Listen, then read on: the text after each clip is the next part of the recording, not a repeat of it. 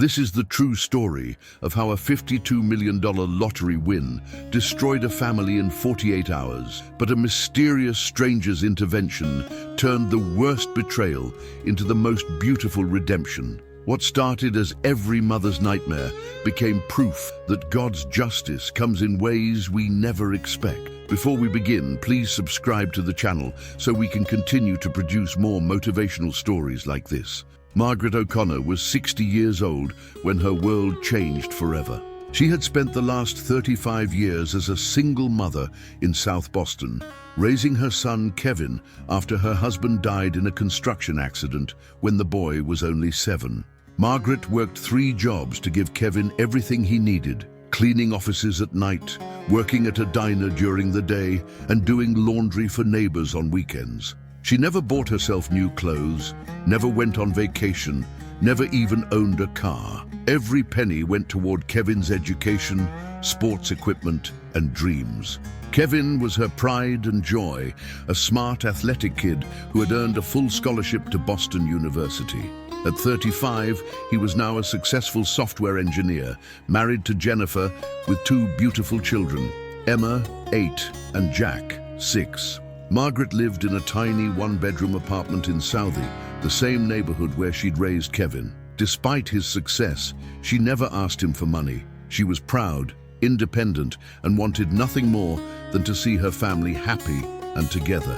Every Sunday, Margaret would make her famous Irish stew, and Kevin's family would come for dinner. It was the highlight of her week, watching her grandchildren play, listening to Kevin talk about work, feeling like all her sacrifices had been worth it. "Ma," Kevin would say, hugging her tight, "I don't know how you did it, raising me alone, working so hard. You're the strongest woman I know." Margaret would just smile and kiss his forehead. "You were worth every sacrifice, my boy, every single one." But on March 15, 2024, everything changed with 5 numbers and a Powerball. Kevin had been playing the same lottery numbers for 5 years: Margaret's birthday, the date his father died, and his children's birth dates. When those numbers hit, making him the sole winner of a $52 million jackpot, Margaret was the first person he called. "Ma! Ma! We did it! We won!" He screamed into the phone at 6 a.m., waking her from her sleep. $52 million, Ma! We're rich!" Margaret's heart filled with joy, not for the money, but for her son's happiness.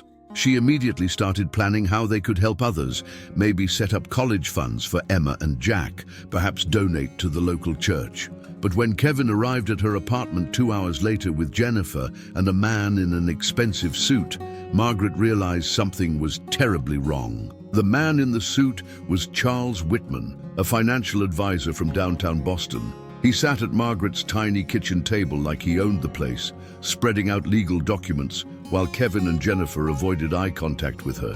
"Mrs. O'Connor," Charles said in a cold, professional voice, "Kevin has asked me to handle all financial matters regarding his lottery winnings. He's concerned about potential claims on his assets." Margaret felt her stomach drop. Claims? What kind of claims? Kevin finally looked at her, but his eyes were different, cold, calculating, nothing like the loving son who had hugged her just days before. "Ma," he said, his voice strained, "Jennifer and I have been talking.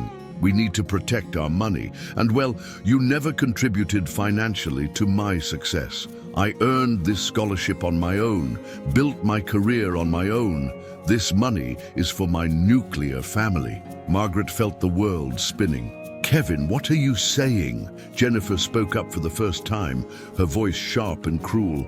"Margaret, we've tolerated your involvement in our lives because Kevin felt sorry for you. But now we have real money, and we need to think about our future, our children's future." Charles slid a document across the table. "This is a legal separation of financial interests. Kevin is offering to pay your rent for 6 months. But after that, you'll need to find your own place, somewhere more appropriate for your situation." Margaret's hands trembled as she read the papers. They were essentially cutting her out of their lives completely. "Kevin," she whispered, tears streaming down her face, "I raised you. I worked 3 jobs. I gave you everything I had. And I'm grateful, Ma," Kevin said, but his tone was mechanical, rehearsed. But Jennifer's right. We need to think about our real family now. Emma and Jack need stability, not this. He gestured around her humble apartment with disgust. Margaret looked at her son, the boy she had sacrificed everything for, and saw a stranger. The money had poisoned him in less than 48 hours. "Get out," she whispered. "Ma, don't be dramatic. Get out," she screamed, her voice breaking. "Take your money and your papers and get out of my home." As they packed up their documents, Kevin turned back one last time. "Ma, I'll always love you, but this is business." After they left, Margaret collapsed on her kitchen floor, sobbing. But she had no idea that in exactly 72 hours, Kevin would be standing at that same door, begging for her help with tears in his eyes. If this story is breaking your heart like it broke mine, share it with someone who needs to remember that a mother's love is priceless. And don't forget to subscribe, because what happens next will restore your faith in divine justice. 3 days after the most painful moment of her life, Margaret was sitting in Dunkin' Donuts on Broadway, nursing her coffee and trying to figure out how she would survive. Her savings account had exactly $347, and Kevin's lawyer had already sent eviction papers. She was lost in her despair when an elderly man sat down across from her. He was well-dressed, but not flashy, with kind eyes and a gentle smile. Something about him seemed timeless. "Margaret O'Connor?" he asked softly. She looked up, startled. "Do I know you?" "Not yet," he said, extending his hand. "My name is Thomas Murphy. I knew your husband Patrick many years ago." Margaret's heart skipped. Patrick had been dead for 28 years. "That's impossible," she whispered. "Patrick died in 1996. Thomas smiled sadly. "I worked construction with Patrick in the 80s. He used to talk about you and little Kevin all the time. Proudest father I ever knew." He reached into his jacket and pulled out an old photograph. Patrick in his hard hat, standing next to this same man, both of them young and laughing. "How is this possible?" Margaret asked, her hands shaking. "You look exactly the same as in this picture." Thomas's eyes twinkled mysteriously. "Some things can't be explained, Margaret, but Patrick asked me to watch over you and Kevin. I've been keeping an eye on things." "Where have you been for 28 years?" "Waiting," he said simply. "Waiting for the moment you'd need me most." Thomas reached across the table and took Margaret's hands. His touch was warm, comforting, like Patrick's used to be.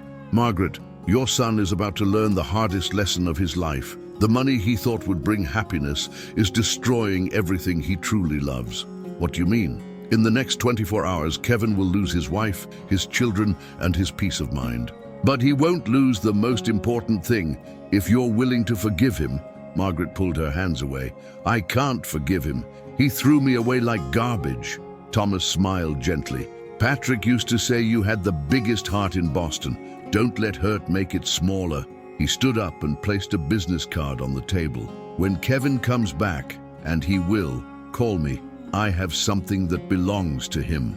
Margaret looked at the card. It was blank except for a phone number.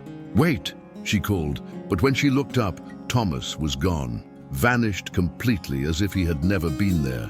The only proof of their encounter was the old photograph of Patrick and Thomas and the mysterious business card. The next morning, Margaret woke up to frantic pounding on her door. She opened it to find Kevin, disheveled and crying, his expensive clothes wrinkled and his face haggard. "Ma," he sobbed, falling to his knees, "I need your help." "Kevin, what happened?" "Jennifer took the kids and left. She took half the money and ran off with Charles, the financial advisor. They were planning it all along, Ma. They were using me." Margaret's heart broke for her son, but she stepped aside to let him in. "There's more," Kevin continued, his voice breaking. "I invested the rest of the money in some get-rich-quick schemes Charles recommended. I lost almost everything. I have maybe $2 million left, but it's tied up in legal battles." He looked around the tiny apartment, the same place he had dismissed as inadequate just days before. "Ma, I was so stupid, so greedy. I let money turn me into a monster. I threw away the most important person in my life for people who never cared about me." Margaret sat down across from her broken son. Despite everything, her maternal instincts kicked in. "Kevin, where are Emma and Jack?" Jennifer took them to her mother's in California. She won't let me see them. She says I'm an unfit father because I lost their money. Margaret reached for the mysterious business card Thomas had left. Kevin, I need to make a phone call. Margaret dialed the number on the blank card. Thomas answered on the first ring, as if he'd been waiting. Margaret, is Kevin there? Yes, but Thomas, how did you... Bring him to 42 Beacon Street, apartment 1205. Right now. The address was in the most expensive part of Boston. When Margaret and Kevin arrived, they found Thomas waiting in the lobby of a luxury building, dressed in a perfectly tailored suit.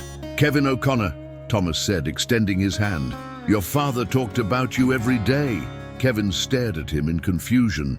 My father, he died when I was 7. Patrick O'Connor, construction worker, died September 15th, 1996 at Mass General Hospital. His last words were about you and your mother. Kevin's knees buckled. How do you know that? I never told anyone what he said. Thomas smiled. Come with me. He led them to the elevator and up to the 12th floor. The apartment was stunning. Floor-to-ceiling windows overlooking Boston Harbor, expensive furniture, artwork on the walls. Whose place is this? Margaret asked.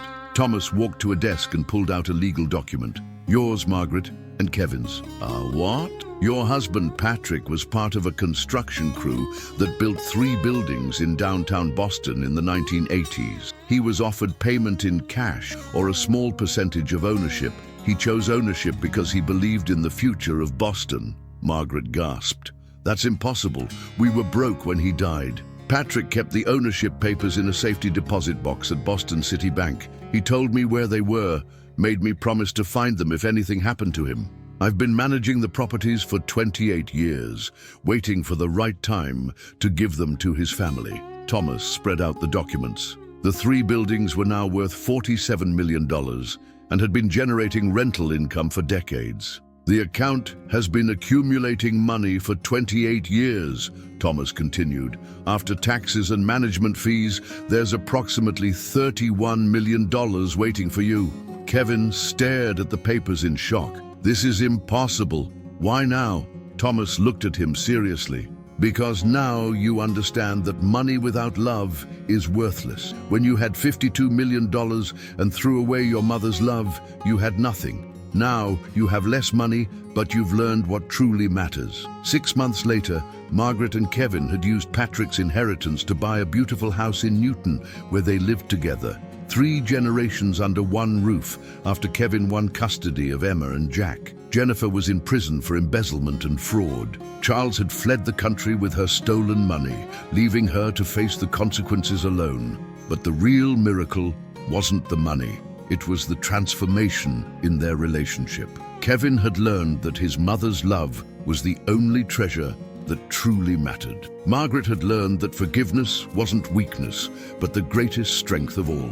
They never saw Thomas Murphy again after that day at the apartment. The building manager had no record of him ever living there or having access. The only proof he existed was the photograph of him with Patrick and the legal documents that changed their lives. Every Sunday, Margaret still made Irish stew. But now Emma and Jack helped her cook while Kevin set the table, and they all shared stories about Grandpa Patrick, stories that Thomas had somehow known, even though he claimed to have been waiting for 28 years.